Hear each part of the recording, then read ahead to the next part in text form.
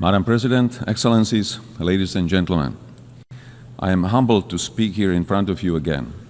Today, I wish to address two main issues: United Nations achievements and necessity of its reform, and prospect of multilateralism in the light of Russian aggression. 80 years ago, the United Nations was founded with great hope to prevent war and destruction, never to repeat the horrors of World War II. My country proudly stood amongst the founding nations, signing the charter that would become our collective moral compass.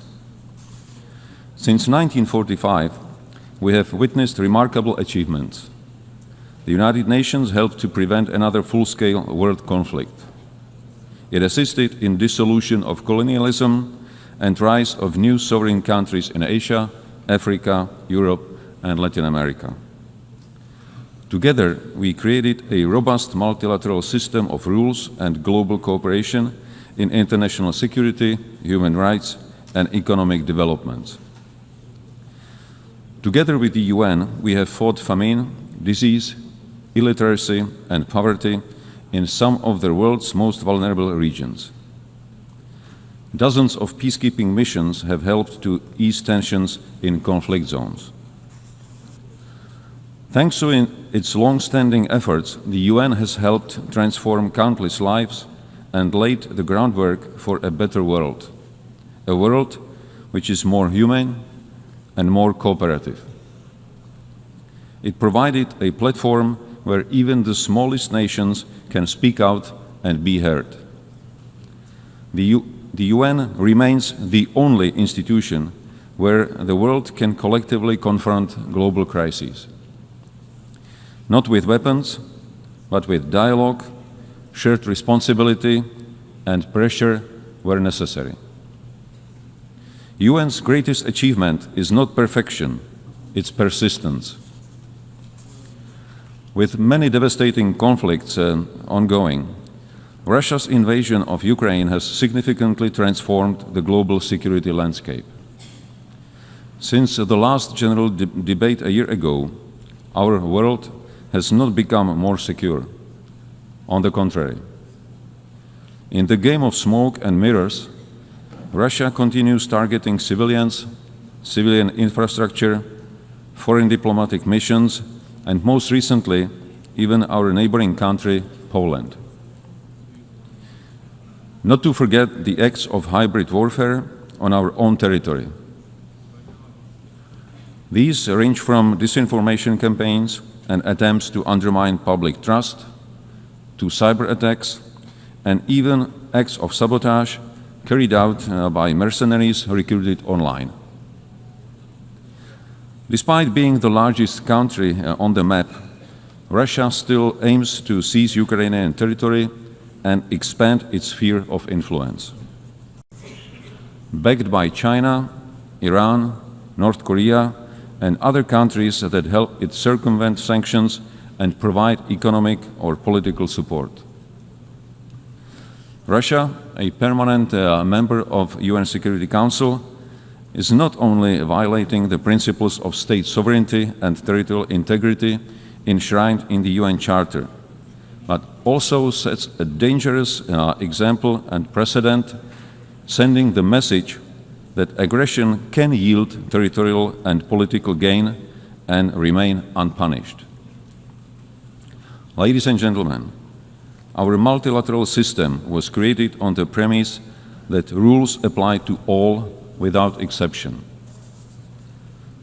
The consequences of this war go far beyond the news headlines. This war threatens to dismantle our system of governance based on mutual respect, equal partnership, and rules we all subscribe to. What is happening in Europe today could happen anywhere else tomorrow, under different circumstances, but under the exact same pretext. If Russia wins this unjust war, it will legitimize the triumph of brute force. Turning a blind eye to Ukraine today is a green light to any future aggressor anywhere in the world. Disruptions of the status quo in the Taiwan Strait or elsewhere in the Indo-Pacific would further destabilize global security and trade. Geographical distance offers no protection. Security in one part of the world is directly linked to security everywhere.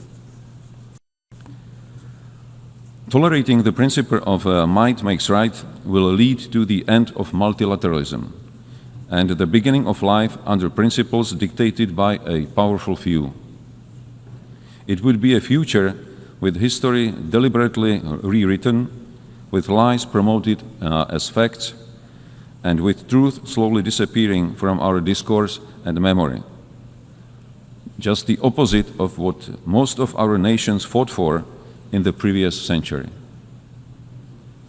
The heroism of Ukrainian people, their willingness to sacrifice for freedom, and global solidarity with Ukraine demonstrate that most of us still believe in universal values and in our responsibility to defend them.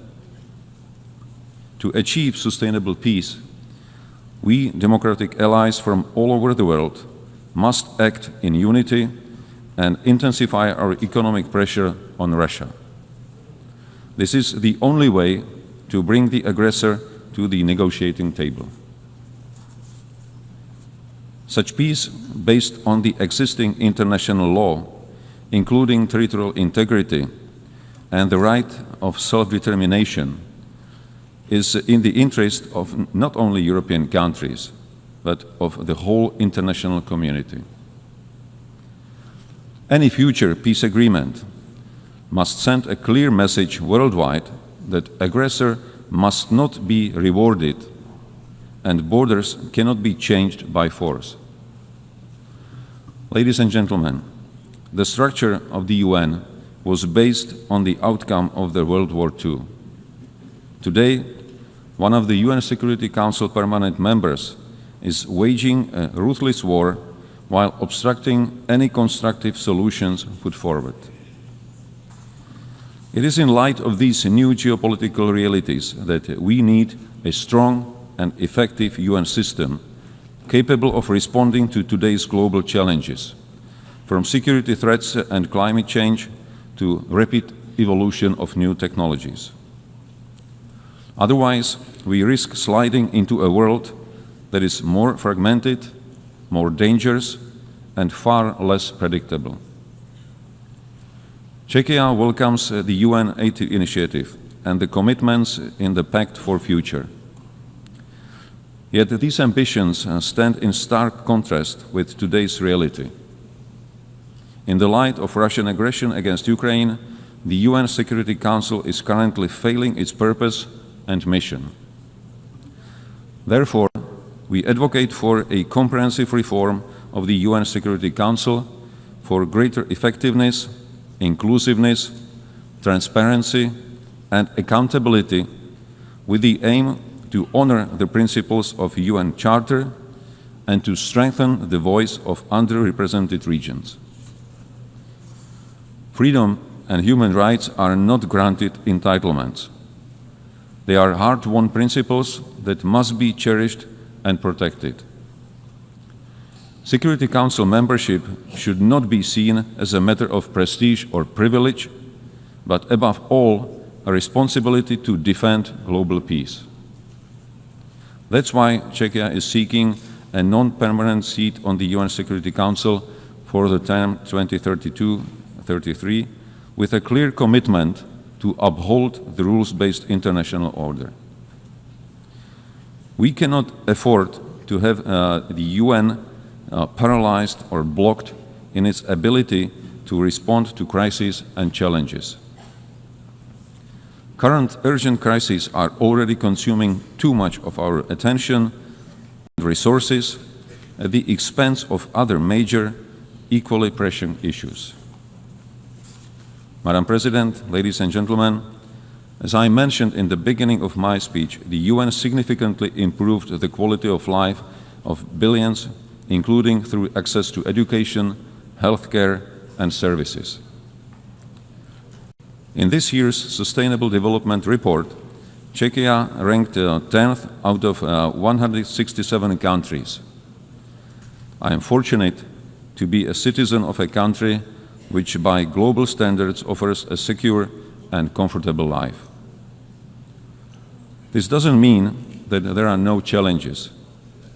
Much work still lies ahead if we are to achieve the Sustainable Development Goals 2030, both at home and globally. After all, most of the challenges we are facing are global. No single nation is powerful enough to succeed alone. That is why we need more dialogue. That is why we need greater cooperation and collective action. And ultimately, that is why multilateralism must not only survive, it must thrive. Not only for us, but most importantly, for future generations. Thank you.